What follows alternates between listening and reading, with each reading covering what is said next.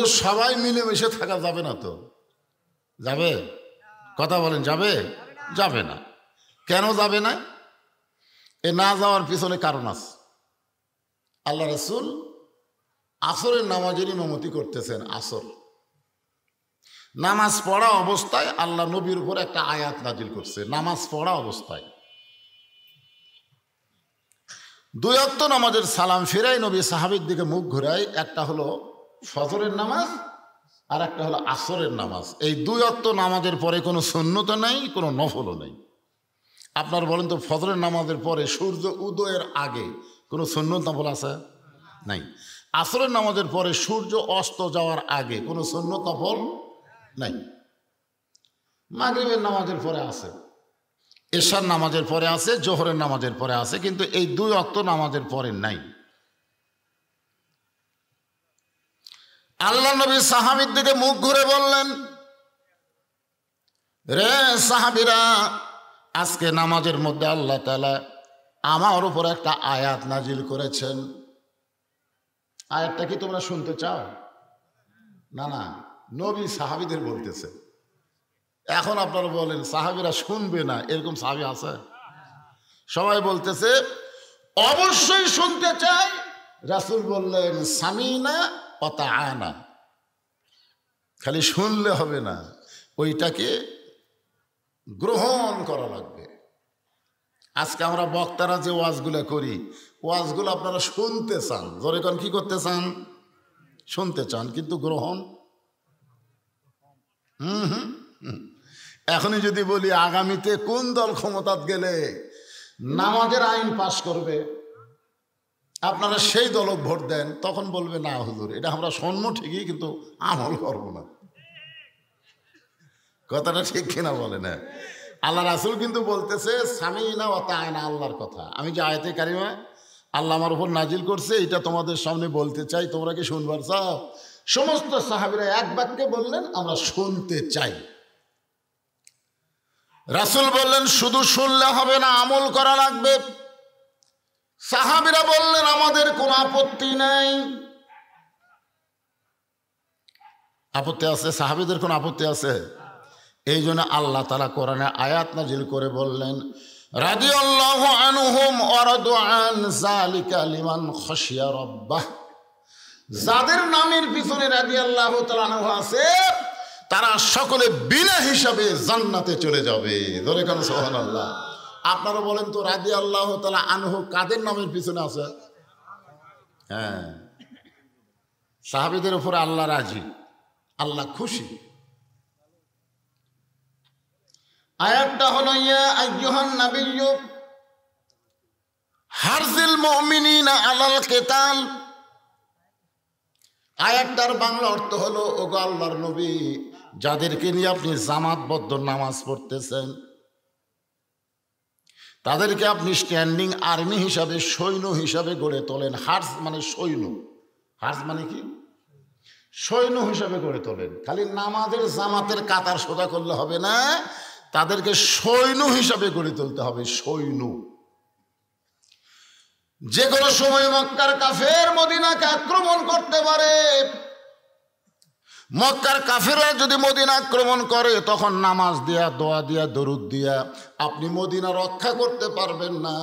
ওই কাফের বেঈমানদের বিরুদ্ধে অস্ত্র ধরা লাগবে। এখন আর ঠিক মুখ দিয়ে বাড়াচ্ছে না তো। আপনারা বলেন যে কোনো সময় এই মাইকের চঞ্চন করে, মাইক এলাকুটিরা চঞ্চন করে গেল, যে কোনো সময় ভারত আমাদের বাংলাদেশকে আক্রমণ করতে পারে। আক্রমণ করলে আপনারা কি করবেন? দোয়া দরুদ দিয়ে মসজিদে ঢুকবেন?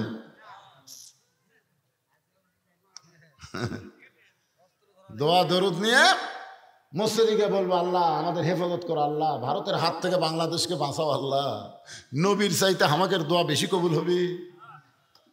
নবীকে আল্লাহ বলতেছেন যে সৈন্য হিসেবে গড়ে তোলেন, যে কোনো সময় মক্কার কাফেররা মদিনাকে আক্রমণ করতে পারে। তখন দোয়া দিয়ে, দরুদ দিয়ে, নামাজ দিয়ে আপনি মদিনা রক্ষা করতে পারবেন না। ওদের বিরুদ্ধে অস্ত্র ধরা লাগবে। এই হুকুম কার? আরো জোরে জোরসে বলেন। তখন সামনে কাতারের একজন টুপিওয়ালা, দাড়িওয়ালা, জুব্বাওয়ালা, সামনে কাতারের মুসল্লি নবীর হাঁটুর সঙ্গে হাঁটু লাগায় বলতেছে, হুজুর এটা না গন্ডগোলের আয়াত। আজকে আমরা বক্তারা যখন বাংলাদেশে আল্লাহর কোরআনের আইন চাই, তখন অন্য দলের লোকেরা বলতেছে বক্তারা মাহফিলে ওয়াজ করতে আসে না, গন্ডগোল করবার চায়। কথা কন না কেন? কথা বন্ধ করার কারণেই তো হাসিনা কান সারছে। কথা কয় না, ফিস ফিস করে কথা কয়। কে ভাই জোরে কয় দেওয়ালেরও কান আছে, দেওয়ালেরও বলে কান আছে, জোরে কথা কয় না, যার কারণে হাসিনা ইচ্ছা মতো ভোর ছাড়াই জোরে করে কথা, ঠিক কি না? খালি কথা বন্ধ ছিল। এ হাঁটুর মধ্যে কাল্লা দিল কেন? ভাই হাঁটুর মধ্যে কাল্লা দিয়েছেন কেন আপনি? না না না, এভাবে বসার সামনে হবি না তো।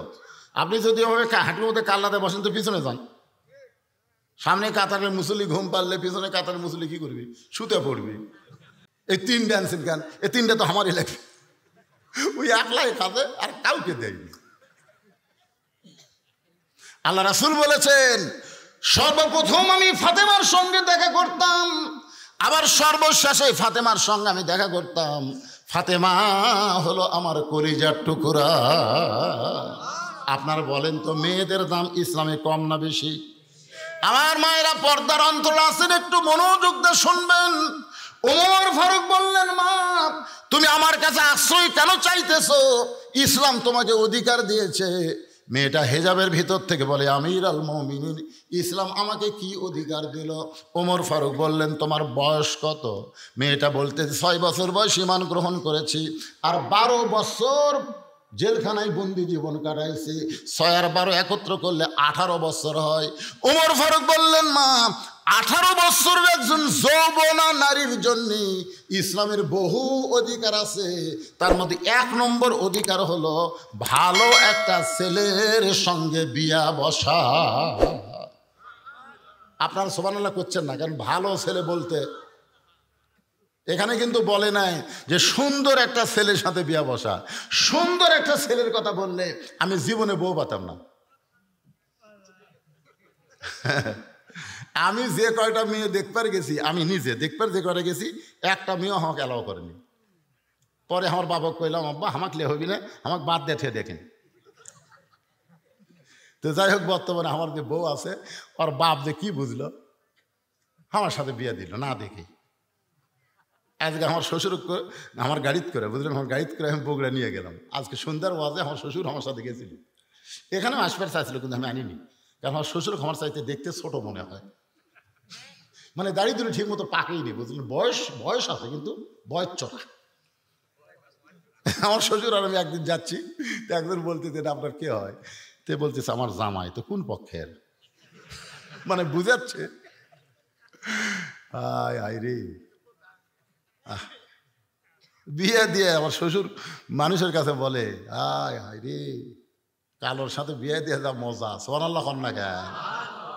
এখানে কিন্তু কালো ফর্সা বলা হয়নি, এখানে বলা হচ্ছে ভালো একটা ছেলের সাথে বিয়ে দিবা। ভালো একটা মেয়ের, ভালো একটা ছেলের সঙ্গে বিয়ে বসার অধিকার আল্লাহ তোমাকে দিয়েছে। ভালো ছেলে বলতে আপনি কি বুঝেন? ভালো ছেলে বলতে বুঝতে হবে যে 1 টাকাও ডিমান্ড নিবে না, মহারানা নগদ পরিশোধ করবে। আপনাকে এলাকায় এইরকম কয়টা ছেলে আছে?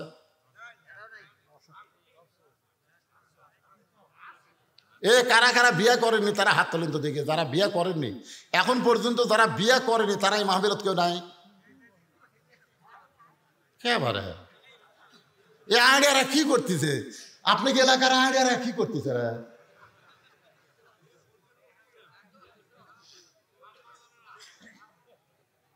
না না, এই হাজার হাজার মানুষের মধ্যে এই 4-5টা হাত বিয়ে করেনি।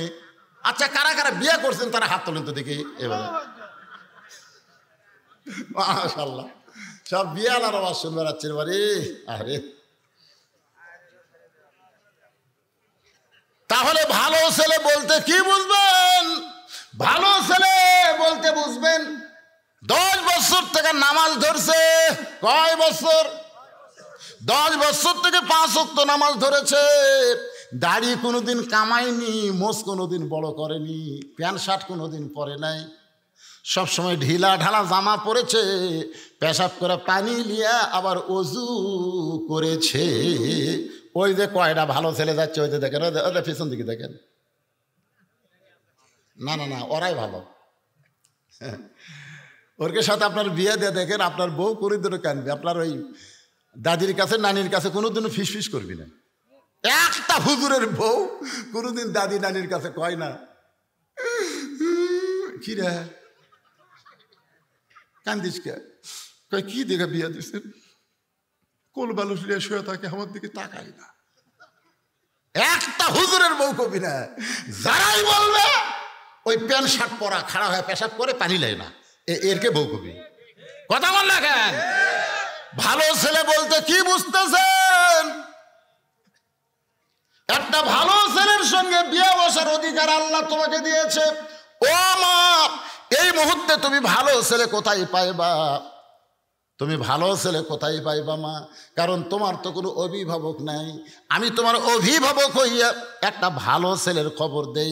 দেখো তো ছেলেটা তোমার পছন্দ হয় কিনা, দেখো তো ছেলেটা তোমার পছন্দ হয় কিনা। ওমর ফারুক বললেন, মা আমি ছেলেটার নাম বলি, নামটা শোনার পরে দেখো তো ছেলেটা তোমার পছন্দ হয় কিনা। মেয়েটা বলতেছে, তাহলে আপনি বলেন।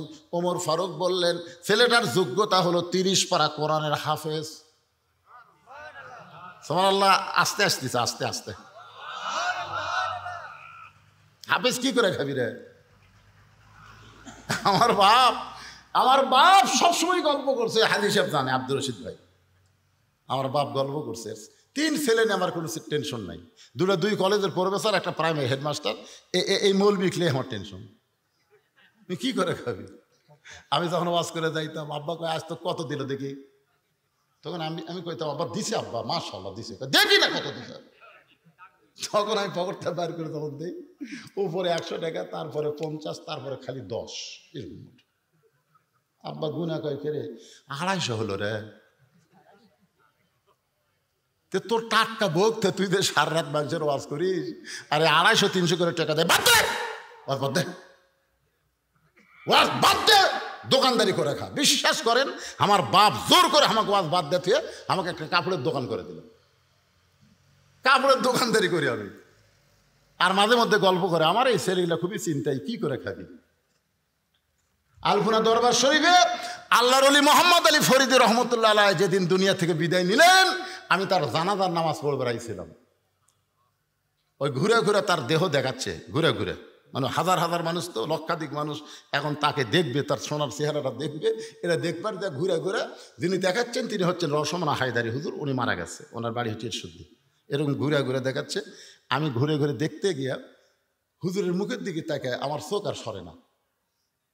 আমি কিছুক্ষণ যখন তাকাই আছি, তখন হায়দারি হুজুর বুঝতে পারলেন, ইত্তাকু ফিরাসাতাল মুমিনিনা ফাইন্নাহু ইয়ানজুরু বিনুরিল্লাহ। এই মৌলানা সাহেব তো সাধারণ মানুষের মতন দেখতেছে না, আমাকে হাত ধরে হুজুরের কাছে টেনে নিল। আমি 8 ঘন্টা পর্যন্ত মোহাম্মদ আলী ফরিদি পীর কেবলা রহমতুল্লাহ আলাইহির চেহারার দিকে তাকায় থাকলাম। ওই যে পাগল হয়ে গেলাম। আলপনা দরবার শরীফে দোকানদারি ব্যবসা বাণিজ্য বাদ দিয়ে সব ছাড়িয়ে ছুঁয়ে চলে আসলাম এখানে। দীর্ঘদিন এখানে থাকার পরে আলোচনা শুরু করলাম, ওয়াজ নসিহত করি, টাকা পয়সা কে কি দেয় বাংলাদেশের কোন লোক বলতে পারবে না।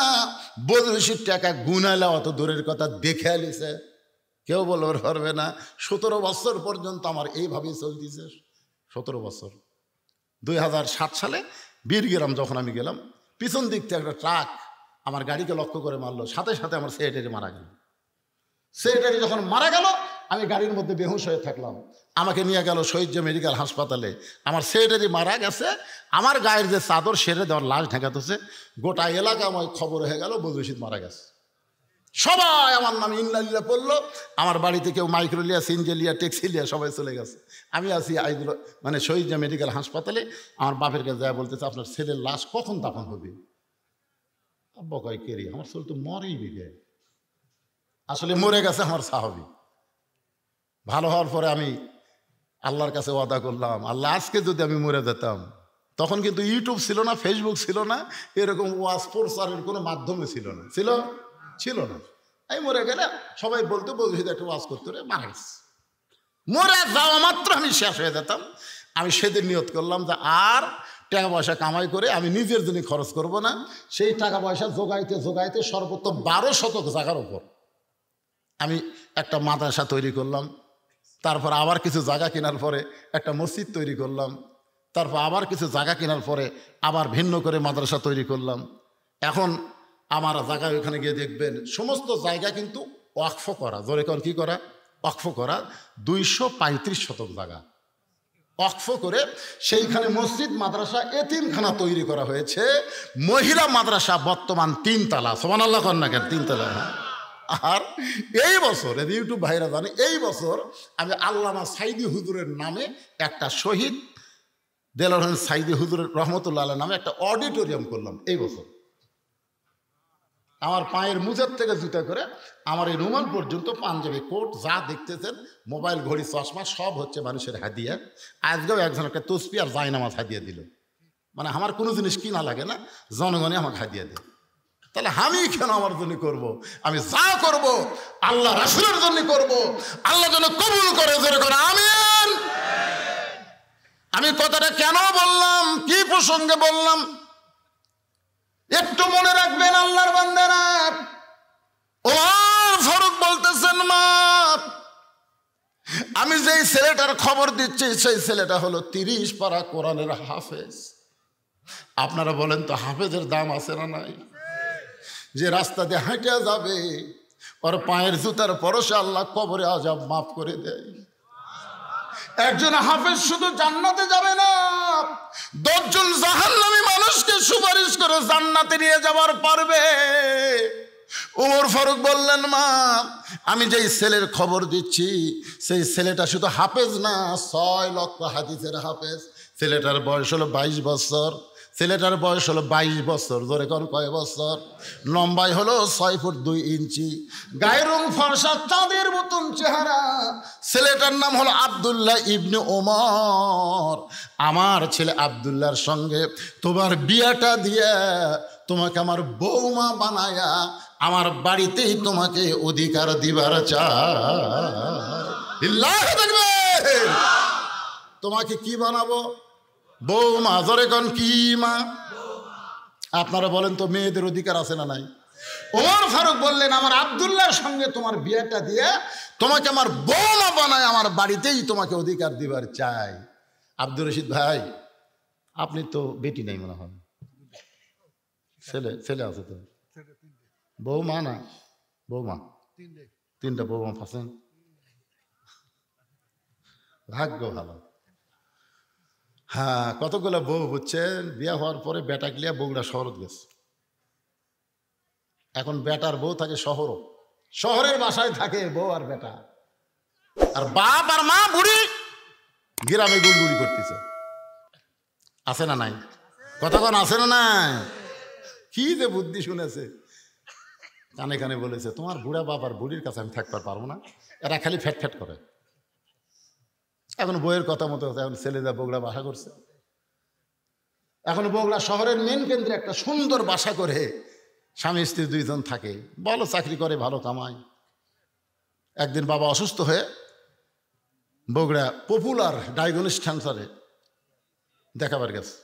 ডাক্তার এত ভিড়, দেখতে দেখতে রাত 9টা বাজছে। 9টা, এখন তো পরীক্ষা টরীক্ষা খুব বেশি, সব দেখে রাত 9টা বাজছে। এখন চিন্তা করে এই 9টার সময় আমি ডুবাটেকুর কেমনে যাই, এই চিন্তা করতেছে বুড়ে। তখন ভিতরের মন বলতেছে, এত ডুবাটেকুর চা লাগবে, এত বেটার বাসা নেয়, বেটার বাসার যা। তখন রাত 9টার সময় ছেলের বাসাত গেছে। ছেলে যেন ভালো হয় এই জন্য ভালো নাম তো হচ্ছে আব্দুল্লাহ। রাত 9টার সময় ডাকতেছে, আব্দুল্লাহ রে, আব্দুল্লাহ। আপনারা ক্ষণ তো এটা গ্রাম না শহর? কথা কন না করে ভাই। কিন্তু বাপ কি বেটা শহরের ভাষা ডাকবার পারে? গ্রামের ভাষা ডাকছে, আব্দুল্লাহ রে, আব্দুল্লাহ। আব্দুল্লাহ মনে মনে চিন্তা করে, শহরের সবাই আমাকে সাহেব কয়, স্যার কয়, আমার নাম ধরে ডাকার মরদ তো কেউ নাই। এ রাত 9টার সময় আমার নাম ধরে ডাকলো কে? গেট খুলে দেখে বাবা দাঁড়িয়ে আছে। ও বাবা, শহরে বাসা করার পর থেকে আপনি তো আসেন না বাবা। বাবা গো, আপনি তো আসেন না বাবা, আজকে রাত 9টার সময় কেন আইছেন? বাবা বলতেছে আমার ঠেকা পড়ছে। ঠেকা, যাবার পারিনি, যাবার গাড়ি নাই, কি করবো? ডাক্তার দেখতে দেখলে ওনারা পাচ্ছে, এই জন্য তোর বাড়ির দরজা তাচ্ছে, তুই কি ভিতরে ঢুকাবো না এঠে যাবো? আব্দুল্লাহ বুঝতে পারছে আমার বইয়ের কারণে বাপ খালি সেই রকম রাগে আছে। বাপ বুঝতেছেন না বাপের রাগ আছে না নাই। আব্দুল্লাহ আস্তে করে বাবার হাত ধরে রেস্ট রুমে বসায়, বলে বাবা একটু ধৈর্য ধরেন, একটু ধৈর্য ধরেন। বাবারে বসায় থুইয়া আব্দুল্লাহ আস্তে আস্তে আইসা দেখে বউ ঘরের মধ্যে কম্বল গাও দিয়ে শুয়ে আছে। বইয়ের কাছে ফিস ফিস করে বলতেছে, ময়না পাখি, ময়না পাখি, আমার বাবা আছে, আমার বাবা। তোমার বাবা আছে আমি জানি না? যখন আব্দুল্লাহ আব্দুল্লাহ করে ডাকলো তখন আমি শুনিনি। হায় হায়, স্বামী দুর্বল হয়ে বউ আস্তে আস্তে করছে, আর বউ যে জোরে চিল্লে উঠছে। ওর বাপ রেশন মধ্যে শুন করছে, ওরে বাবা রে, তোমার বাবা আছে, তোমার বাবা খাবার দাও, দেখো ডাইনিং টেবিলে খাবার দাও, মিক্সারে খাবার আছে, ফ্রিজের মধ্যে খাবার আছে, বাইর করে দাও। আব্দুল্লাহ বলতেছে অনেকদিন পর বাবা আইছে, তুমি যদি বাবার সামনে একটু খাবার দাও আমার বাবা বড় খুশি হবে। বউ বলতেছে সকাল থেকে আমার পিঠ শিরশির করে, আমার মাজা বেদনা করতেছে, আমি উঠতে পারলাম না, তুমি পারলে তোমার বাপকে খাবার দাও। আব্দুল্লাহ ধীরে ধীরে বাবার কাছে চলে আসে, বাবার চোখ দিয়ে দর দর করে পানি পড়ে।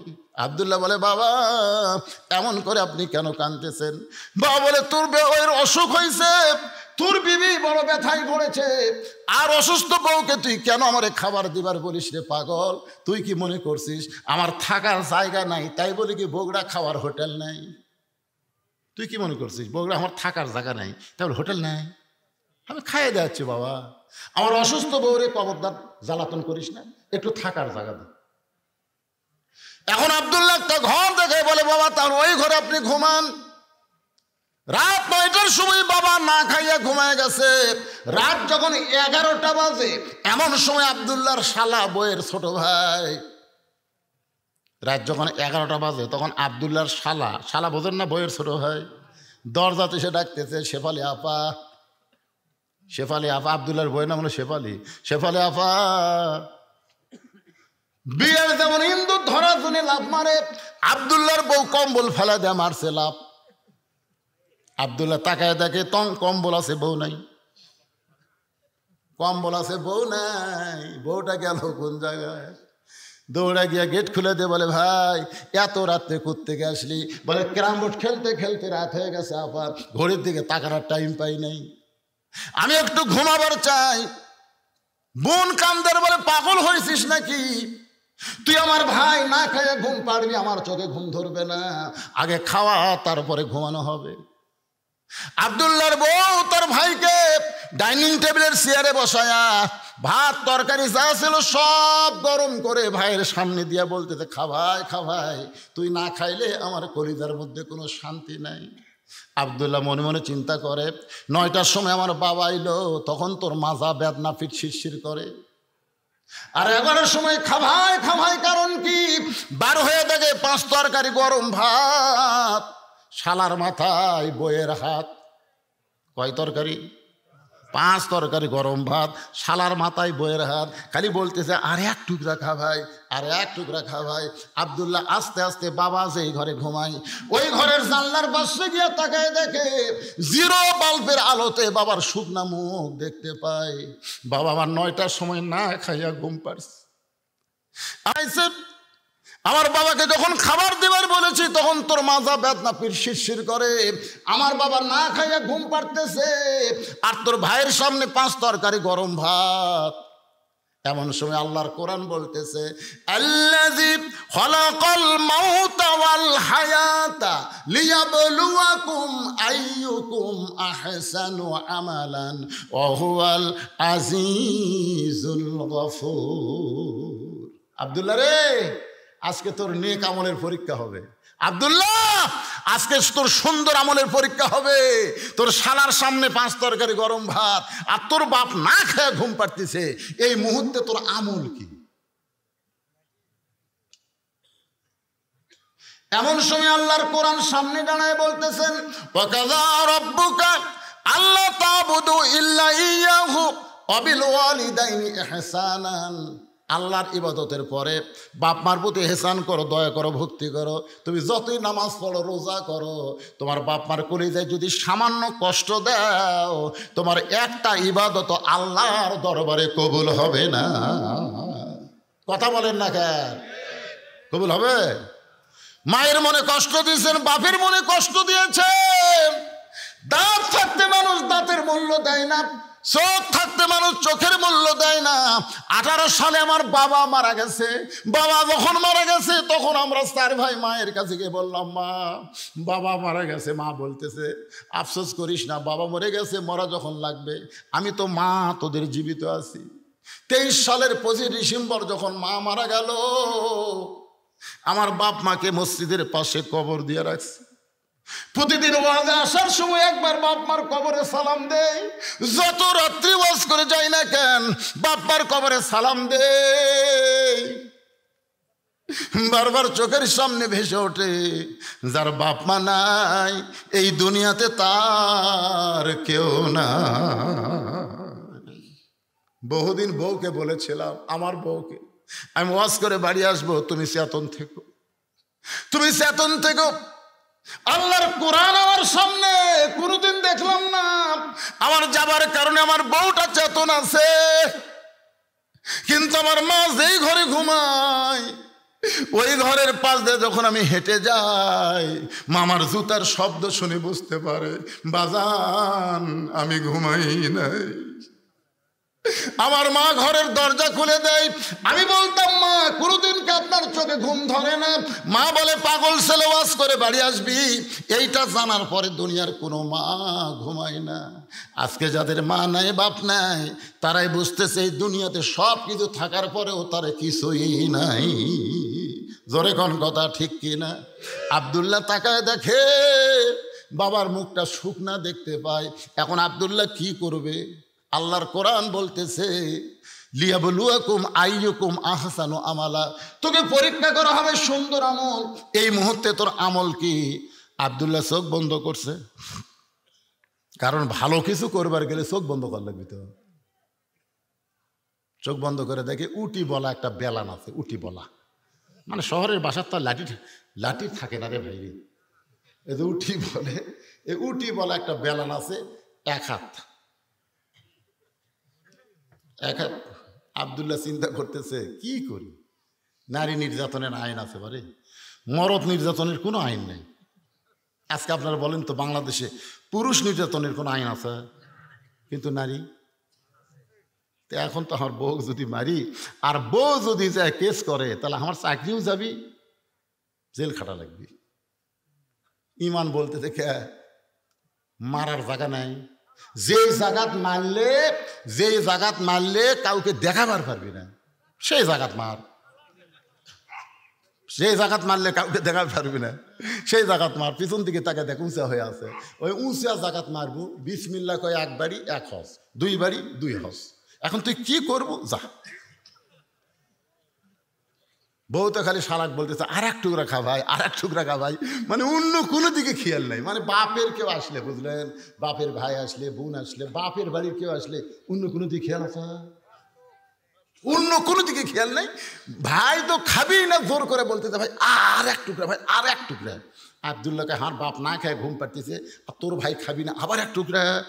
খালি রাগ খালি ফুঁসে উঠছে, বুঝলেন। বইয়ের পাশে যায় জাগা মতো, ওদের পিছনে যে উঁচে হয়ে আছে, ওই জাগা মতো বিসমিল্লাহ কয় 1 বাড়ি। যেই বাড়ি মারছে লাগবে কম, শব্দ হবে বেশি। ওই জায়গার যদি কোনোদিন বাড়ি বসান, দেখবেন শব্দ বেশি, লাগবে কম। সুবহানাল্লাহ না কেন? ওই জায়গাত কিন্তু লাগবে কম, শব্দ বেশি। যেই বাড়ি মারছে, বল রাত্রি মারলে যেরকম শব্দ হয়, বউ দৌড়, শালাও দৌড়। বউ দৌড় মারছে, শালাও দৌড় মারছে। শালা চিল্লাই বলে দুলা ভাই এই গভীর রাত্রে আমার বোনকে মারলেন কেন? আব্দুল্লাহ বলতে তোর বোন আমার কে হয়? তুই যে কইলি আমার বোনকে মারলেন কেন? তোর বোন আমার কে হয়? আল্লাহ কোরআনে বলেছে হুন্না লিবাসুল লাকুম ওয়া আনতুম লিবাসুল লাহুন্না। স্বামী হলো বিবির পোশাক, বিবি হলো স্বামীর পোশাক। তোর বোনকে আমি এত ভালোবাসি, আমার বাপ মাকে গ্রামে রাইখা আমি শহরে তোর বোনের জন্য একটা বাসা বানাইছি। শালারে তোর বোনকে কেন মারলাম যদি জানতে চাস তাহলে আয়। শালা কয় আমাকে মারবেন নাকি? বলে তোকে মারবো না, তোকে একটু দেখাবার চাই। এবার শালার হাত ধরে বাবা সেই ঘরে ঘুমাই, ওই ঘরের জানলার কাছে নিয়ে গিয়ে বলতেছে তাকায় দেখ তো ভিতরে মানুষটা কে? বলে এইটা তো আপনার বাবা। কখন আইছে? বলে 9টার সময়। আমার বাবার না খায় ঘুমাই গেছে। শালা বলতে দুলা ভাই টেবিলের উপরে এত খাবার আমার বোন আমাকে দিল, আমি খাই না তারপরে জোর করে খাওয়াই, তাহলে আপনার বাবা না খায় ঘুমাইলো কেন? আব্দুল্লাহ কামদার বলে আমার বাবাকে যখন খাবার দিবার কইছিলাম তোর বোন কইল আমার মাজা বেদনা পিঠ শিরশির করে। আমার বাবা তোর বোন অসুস্থ কথা শুনে না খাইয়া ঘুমায় গেছে। এখন বললে শালা বল আমি কি করব? শালা বলতে দুলা ভাই আর একটা মারেন, আর একটা মারেন। কারণ মানুষের জাত না, মানুষের জাত যদি হইতো তাহলে শুধু বাপের আত্মীয়কে ভালোবাসতো না, শ্বশুরের আত্মীয়কেও ভালোবাসতো। জোরে কোন কথা ঠিক কি না? আজকে আপনাদের ঘরগুলো খেয়াল করে দেখেন তো, আমার মায়েরা যারা পর্দার অন্তর আছেন মা শোনেন, আপনি যদি আপনার স্বামীর আত্মীয়কে ভালো না বাসেন আপনার স্বামীও কিন্তু আপনার আত্মীয়কে ভালোবাসবে না। কিন্তু যারা যারা কি কতগুলো আছে কিন্তু শাশুড়ির সামনে যা বলতেছে আম্মা আম্মা আমি আজকে বাজারে যাচ্ছি, উমরপুর বাজারে যাচ্ছি, আম্মা আপনি ডাব খাবেন না গ্লুকোজ খাবেন আম্মা? আছে না নাই? বউ বলতেছে আমার মাও দুটাই খায়, আমার মাও দুটাই খায়। তখন বলতেছে আম্মার জন্য ডাবও আনবো গ্লুকোজ আনবো। এই কথা বলে যখন বাড়ির থেকে বের হচ্ছে দেখে দরজাত মা খাড়া হয়ে আছে। মায়ের দিকে না তাকায় যখন নিচের দিকে তাকায় বাড়ির থেকে বের হয়, মা বলে পাগল 7 দিন আগে 10 টাকার পান কিনা দিছিস, পানগুলো শেষ হয়ে গেছে। আজকে যখন উমরপুর যাচ্ছি বাবা আমার জন্য 10 টাকার পান সুপারি আনিস। ছেলে বলতেছে এই জন্যই তো তাকাই না, তুমি খালি খাই খাই করো। শাওরের জন্য ডাব কিনবে গ্লুকোজ কিনবে ওই জায়গায় কোনো কথা নাই, আর মায়ের জন্য 10 টাকার পান কিনবে খালি খাই খাই। এরা কিন্তু বেটা না, এরকম পাটা ঘরে ঘরে বহু আছে। জোরে কোন কথা ঠিক কি না? আপনারা কি পাটা হবেন না বেটা হবেন? কারা কারা বেটা হবেন আল্লাহকে একটু হাত দেখান। লিল্লাহে তাকবীর, হাত নামান। আচ্ছা আপনারা সকলে বেটা হবেন। আপনার যতগুলো বেটা যতগুলো ছেলে এখানে বসে আছেন আপনাদের মধ্যে কাদের বাপ মা কবরে গেছে একটু হাত তুলে কি দেখান যাবে? আমার বাপ মা দুটোই কবরে গেছে। আপনারা একটু হাত তুলে দেখান তো বাবা, যাদের বাপ মা কবরে গেছে হাত নামান। যাদের বাপ মা কবরে গেছে তাদের কাছে আজকে এই মাহফিলের জন্য, এই মাহফিলের খরচের জন্য এই যে ইসালে সব পোলা টোলা পাক করে বিরিয়ানি পাক করতেছে গরুর গোস্ত দিয়ে, এই যে বিশাল একটা খরচের জন্য বাপ মার রুহের মাগফিরাতে বাপ মার কবরকে জান্নাত বানানোর জন্যে 1000 করে টাকা দান করবেন, 500 করে টাকা দান করবেন, না পারলে 200 করে টাকা দান করবেন। যদি একেবারে নাও পারেন আপনাদের কাছে ব্যাগ যাবে, রুমাল যাবে। যিনি যা পারবেন আল্লাহর হস্তে বাপ মার জন্য দান করবেন। যাদের বাপ মা কবরে গেছে সেই বাপ মার কবরকে আল্লাহ যেন জান্নাত বানায়। সাল্লাল্লাহু আলাইহি ওয়াসাল্লাম। জিবরাইল ডাকে বারে বার, খুলে দাও আসমানের দুয়ার। এসেছেন নবীজি আল্লাহর তার শনে মেরাজ করিবার। সাল্লাল্লাহু আলা মুহাম্মদ সাল্লাল্লাহু আলাইহি ওয়াসাল্লাম।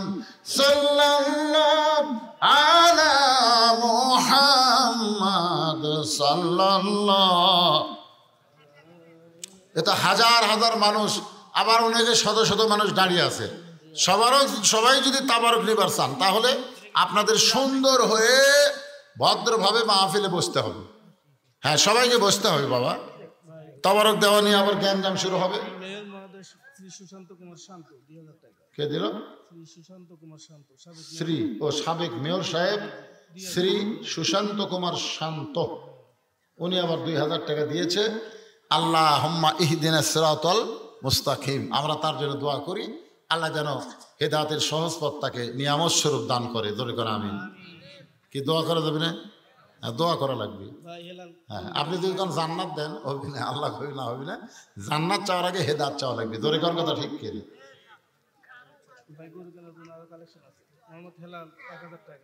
মোহাম্মদ হেলাল উদ্দিন গরুর জন্য 1000 টাকা। আব্দুল মজিদ গরুর জন্য 1000 টাকা। মতলবের বেটা সোহাগ 2000 টাকা গরুর জন্য 2000 টাকা করে কোন মারহাবা। একবারে চলে এলো কয় হাজার। তারপরে শোনেন 35,000। শাকিল 500 টাকা। চকপাড়া শাকিল আহমেদ। গরু যে হবে এই ব্যাপারে সন্দেহ আছে আপনাদের? ইনশাল্লাহ হয়ে যাবে। আপনারা সব দান করবেন, তেল তুল যা লাগে ইনশাল্লাহ দান করবেন। রাত বেশি হয়ে গেলে ফজরের নামাজ নিয়ে আমাদের টেনশন হয়, এই জন্যে আমরা ফজরের নামাজ জামাতের সঙ্গে আদায় করার নিয়তে এখনই মাহফিলের সমাপ্তি করে মোনাজাত করব। মোনাজাতের পর আপনাদের সকলের জন্য তাবারকের সুন্দর ব্যবস্থা আছে, আপনারা তাবারক নেবেন ইনশাআল্লাহ। আস্তাগফিরুল্লাহ আস্তাগফিরুল্লাহ রাব্বি মিন কুল্লি জামমি ওয়া তুবু ইলাইহি লা হাওলা ওয়ালা কুওয়াতা ইল্লা বিল্লাহিল আলিয়্যিল আযীম। আল্লাহুম্মা সাল্লি আলা মুহাম্মাদ, আল্লাহুম্মা বারিক আলা মুহাম্মাদ, আল্লাহুম্মা সাল্লি আলা সাইয়্যিদিনা মুহাম্মাদ, আল্লাহুম্মা আমিন। আল্লাহুম্মা আনতাস সালাম ওয়া মিনকাস সালাম, তাবারাকতা ইয়া যাল জালালি ওয়াল ইকরাম। আয় আল্লাহ তাআলা, সেই মাগরিবের নামাজের পর থেকে রাত 1:15 পার হয়ে গেল, এই দীর্ঘ সময় পর্যন্ত তোমার বান্দা বান্দিরা আরামের বাড়ি ঘুমকে বাদ দিয়া ল্যাপ্ত শোকের মহব্বত কলিজা থেকে বের করে এই জান্নাতের বাগানে বসে বসে কোরআন হাদিস আলোচনা শোনার শেষে আমি গুনাহগারের সঙ্গে রহমতের দরজায় ফকির হয়ে দোকানা হাত তুলেছে। আল্লাহ মেহেরবানি করে আজকের মাহফিল আমাদের সকলের হেদায়েতের জন্য, নাজাতের জন্য, জান্নাতের জন্য কবুল করো। এই মাহফিলের শুরু থেকে শেষ পর্যন্ত যত আলোচনা হয়েছে আল্লাহ, এর মধ্যে যদি ত্রুটি হয়, ভুল হয়, মাফ করে দাও।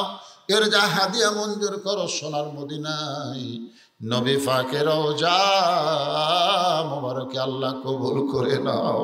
তামাম আম্বিয়ায়ে কেরাম, আসহাবে কেরাম, তাবিঈন কেরাম, তাবা তাবিঈন কেরাম, আয় আল্লাহ তাআলা, যেই মাজারকে কেন্দ্র করে আজকের মাহফিল, আমার শিলাল বাবাজির মাজার সহ এলাকায় যত কবর রয়েছে আল্লাহ সব কবরকে জান্নাতের টুকরা বানিয়ে দাও।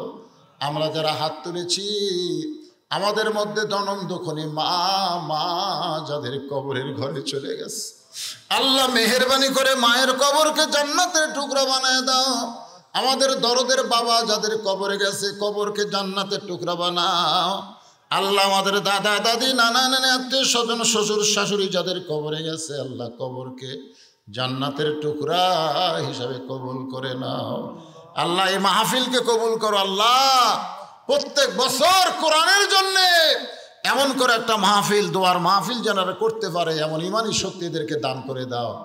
আগামী বছর মাহফিলের জন্য অনেকে নগদে বাকিতে টাকা দিয়েছে, একটা গরু কেনা হবে ওমরপুর বাজার থেকে। আল্লাহ সেই গরুর জন্য তোমার বান্দারা হাজার হাজার টাকা দান করেছে। আল্লাহ কেউ তেল দিয়েছে, কেউ চাল দিয়েছে, কেউ রসুন দিয়েছে, কেউ আদা দিয়েছে। আল্লাহ আরও অনেকে গোপনে দান করেছে। আল্লাহ সকলের দানগুলোকে জান্নাতের বিনিময়ে আল্লাহ তুমি কবুল করে নাও। আল্লাহ আমার মা বোনেরা পর্দার অন্তরালে বসে বসে শুনেছে, আবিদা সালিহা পর্দা নিশি কবুল করে মা ফাতেমার চরিত্র দান করো। আমি সহ আমরা যারা অসুস্থ হাত তুলেছি সুস্থতার নিয়ামত দান করো। আল্লাহ এই মাহফিল কমিটি, মাজার কমিটির সম্মানিত সভাপতি, সম্মানিত সহসভাপতি, সম্মানিত সেক্রেটারি, কেশিয়ার সদস্য, আল্লাহ সকলকেই জান্নাতি কবুল করো। আল্লাহ প্রত্যেক বছর এমন করে একটা সোনার মাহফিল, দোয়ার মাহফিল, আল্লাহ কোরআনের বাগান যেন লাগাতে পারে, অত্র এলাকার মানুষদেরকে সমস্ত মতভেদ ভুলে ভ্রাতৃত্ব নিয়ে যেন মাহফিলের পক্ষে কাজ করে আল্লাহ তৌফিক তুমি দিয়ে দাও আল্লাহ। গোটা বিশ্বের মুসলমানকে হেফাজত করো আল্লাহ। যেই কোরআন শুনতে এত ভালো লাগে সেই কোরআন মোতাবেক আমাদের জীবনকে গঠন করার তৌফিক দিয়ে দাও আল্লাহ। আল্লাহ আমরা ভালো মানুষের সঙ্গে থাকবো, কুনু মা'আস সাদিকিন। আল্লাহর ভয়ে কলিজায় রাখতে গেলে সত্যবাদীদের সাথে আমরা হতে চাই।